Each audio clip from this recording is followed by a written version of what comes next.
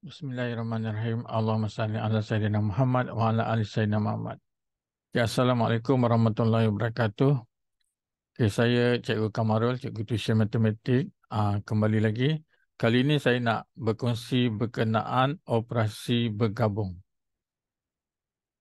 Okey, sebelum kita sentuh berkenaan operasi bergabung, so, Cikgu nak recap apakah yang dimaksudkan operasi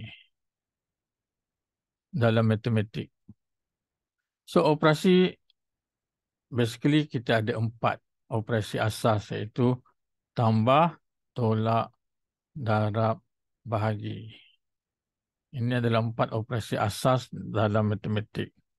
So, apa maksud bergabung? Iaitu operasi bergabung dalam satu ayat matematik, operasi-operasi tambah, tolak, darab, bahagi ini digabungkan.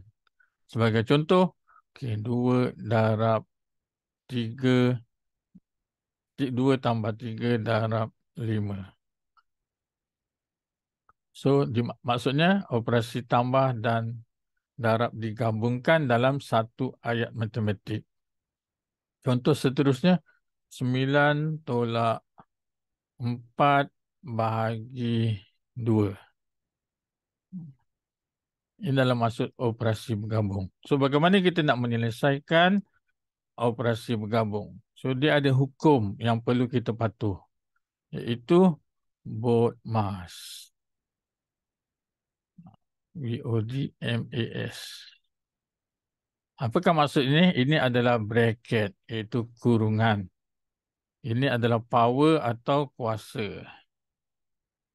Ini adalah divide, iaitu bahagi. Ini adalah multiply, darab, addition, iaitu tambah, subtraction, tolak.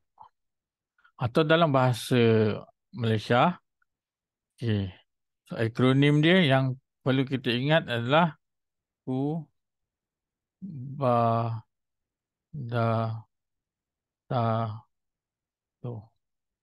Itu kurungan, bahagi, darab, tambah, tolak. Kurungan, bahagi, darab, tambah, tolak. Cuma bahasa Malaysia, dia tidak ada urutan kuasa. Sepatutnya adalah. Okey, untuk peringkat sekolah rendah, kita boleh guna kubah data tu ataupun BODMAS. Apa maksudnya?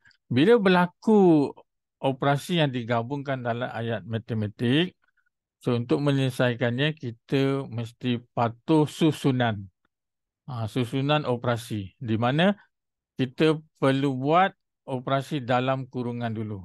Kemudian diikuti oleh kuasa, seterusnya bahagi atau darab, kemudian tambah dan tolak.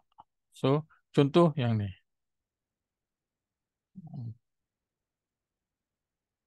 Okey, 2 tambah 3 darab 5. So, di manakah yang perlu kita selesaikan dulu? So, mengikut BODMAS ataupun kubah data tu, so kita mesti menyelesaikan operasi darab terlebih dahulu berbanding dengan operasi tambah. Iaitu darab dulu, kemudian tambah. Darab dulu, multiply, kemudian tambah. So, apa perlu dibuat? So, kita selesaikan yang dulu. 3 darab 5 adalah 15. So, jadi 2 kita tambahkan dengan 15. So, jawapannya adalah 17. Adalah menjadi kesalahan kita buat 2 tambah 3 terlebih dahulu. 2 tambah 3, 5. Darab 5, 25 adalah menjadi kesalahan. So, kita kena ikut susunan BODMAS ataupun kubah datu tu. Okay, contoh kedua. So, 9 tolak 4 bahagi 2. So, kita tidak boleh selesaikan 9 tolak 4 terlebih dahulu. Tak boleh. So, apa yang perlu kita buat? Kita selesaikan bahagi terlebih dahulu. Kerana bahagi susunannya di atas. Kita kena buat bahagi dulu, diikuti dengan tolak. So, jadi apa yang perlu kita buat? Okey, 9 ni kita tak selesaikan lagi. So, kita letak 9 dulu, tolak. So, 4 bahagi 2. 4 bahagi 2 adalah 2. So, 9 tolak 2 sama dengan 7. So, bukan 9 tolak 5, 9 tolak 4, 5 bahagi 2. Bukan. So, cara sebenarnya mengikut bot mas, kita kena bahagi dulu diikuti dengan kurungan.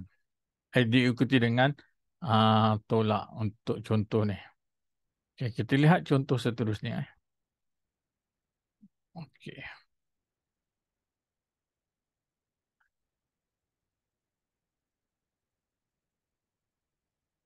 Okey. Bagaimana kita nak selesaikan ni?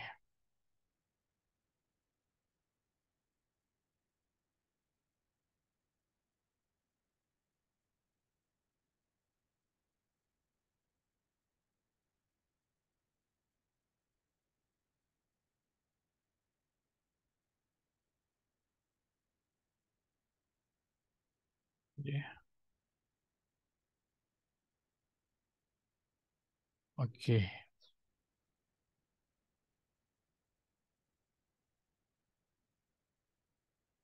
Nombor 10 . So, dalam kurungan 312 tolak 48 bahagi P, iaitu ataupun anu sama dengan 33. Okey, mengikut bot mas, apa yang kita perlu selesai? Kita selesaikan yang ini terlebih dahulu. Iaitu dalam kurungan. Walaupun tanda tolak dengan bahagi, sepatutnya kita buat bahagi dulu. Disebabkan operasi tolak ni berada di dalam kurungan, maka kita kena selesaikan dalam kurungan terlebih dahulu. Itu 312 tolak 48. So, sifar 12, 4. So, 2, 10, 6. Okay, iaitu 264 bahagi P sama dengan 3. Okey, apa yang dia perlu buat seterusnya? Okay, kita nak cek P. So, okey, hukum pindah. Seperti cikgu ajarkan pada murid-murid cikgu. Okey, hukum pindah iaitu di mana kita kena tengok dia punya anu.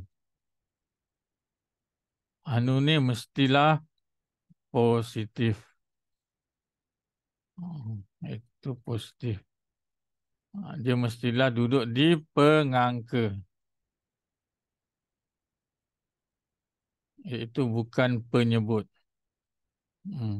So, dalam situasi ni, okey, anu ni adalah duduk di bahagian penyebut, bukan pengangka.